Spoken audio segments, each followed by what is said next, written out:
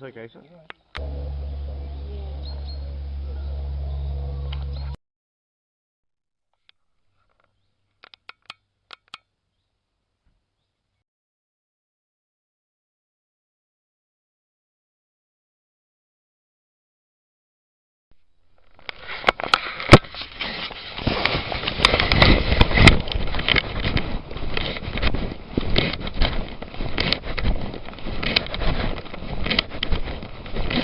Hello, Mr. Rothschild. Yes. How are you? My name is Patrick Lynch. I'm from These Changing Times Radio. Oh, yes. You live here now, I understand. I live in the Texas, yeah. Oh, right, yes. You bothered in the summer. No, I live here all the time in the... No, that's right, I live in London and in the top flat. And are you a keen gardener yourself now? We carried on the family tradition? Yes, I think, I mean, I like... Oh, you can see I'm not doing very well now. I like being out pruning and so on. I'm not the only member of the family, so... Of course. My grandfather was the person who created it. Yes. Lionel. And in the 20s. That's right. Yes, the third time I've been here. I'm a big rhododendron buff myself. Right. And then Eddie, my father, and who died a couple of years ago, and my uncle Leo's still alive, and my brother Nick, my sister Kate, my sister Charlotte. That's a big family. So, well, I suppose 5 of us.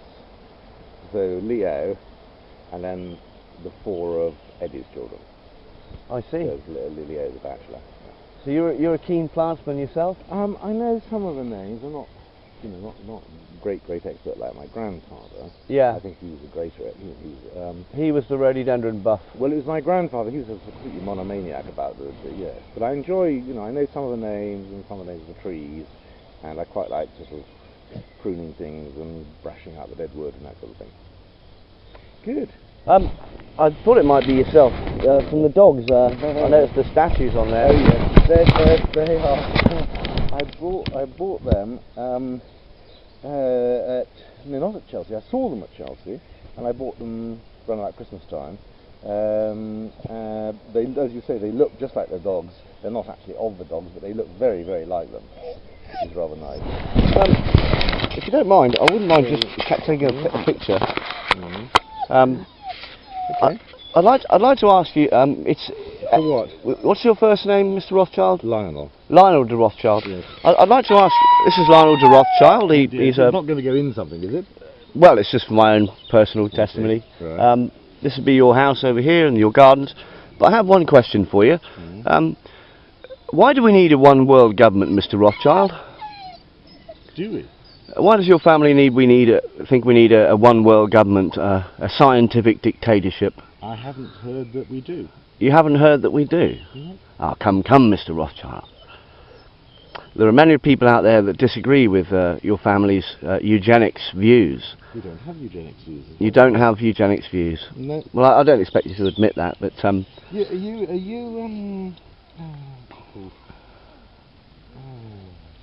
I'm not here to confront you, I'd just really like to know your views on that. The chap who was green, who then decided, who came up with the most amazing nonsense about us being from another planet or something. Ah, here we are. I don't do aliens. What was he called, though? What was he called? I'm not sure, I don't really follow the alien conspiracy. No. I deal with hard facts, hard banking facts.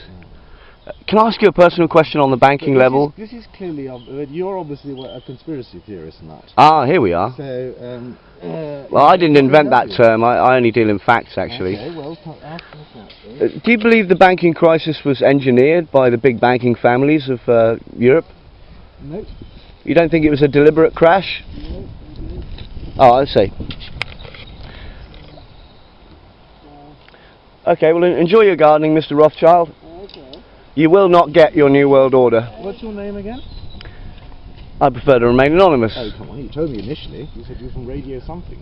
Clearly you're not. What is a New World Order? What does that mean? We don't have anything to do with any New World Order, so this is absolute rubbish. I'm sorry. I've never heard Well, Gordon Brown and Obama and everybody else calls it a New World Order. And don't you think the country needs a New World Order, the world? I think there are many politicians out there who can under elected governments who can come up with all sorts of solutions. And it's certainly Well, I'm sure that under your family's direction, because you own the governments, you own England. Well, you run the governments of England. This is rubbish straight out of a Victorian era. People Well, have moved on since this nonsense. Have they? I don't believe so. Well, you need to... I'm not your slave, Mr. Rothschild. You'll never get your New World Order. I wouldn't want you to be a slave. I can't think any worse than someone like you tagging along. You're nuts. Total nuts. You'll never get your New World Order, Mr. Rothschild.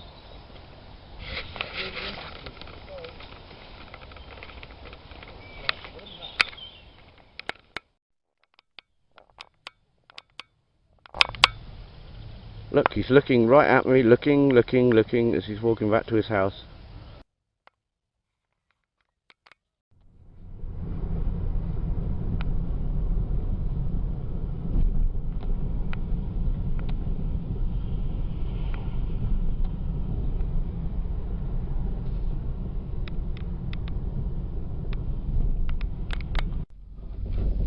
There's no one following us.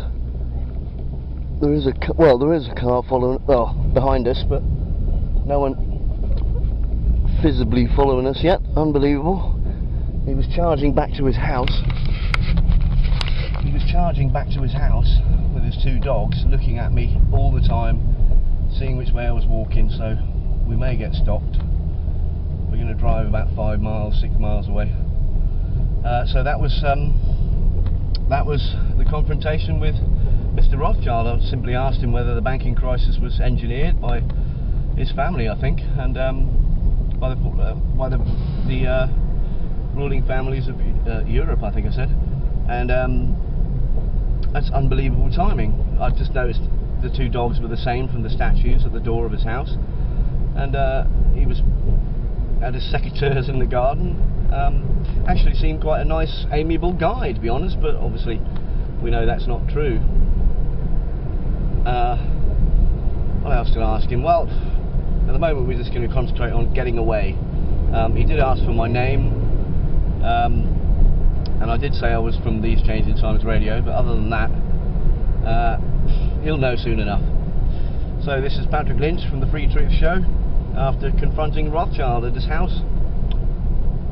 Told him he wouldn't get his New World Order and that I'm not his slave. And I think he said something like, it's a good thing you're not my slave. What was it? He called me a nut and a conspiracy theorist. Anyway, signing off for now. That car is still behind.